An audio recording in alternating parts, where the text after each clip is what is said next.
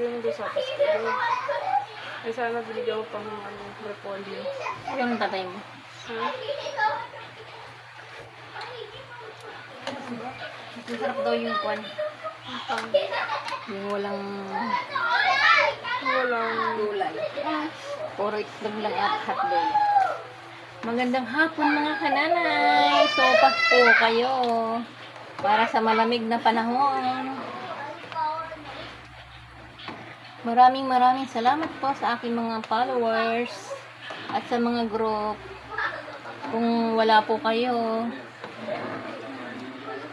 hindi din po ako aangat. Thank you very much po.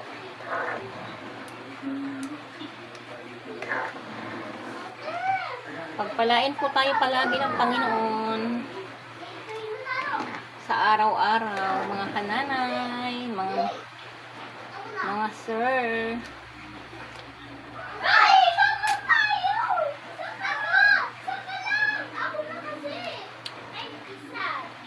Hindi ko na po yan nilagyan ng gulay. Itlog na lang po at puro hotdog yan mga kananay. Sopa, ay hotdog, itlog, yun na lang po ang nilaho ko dyan.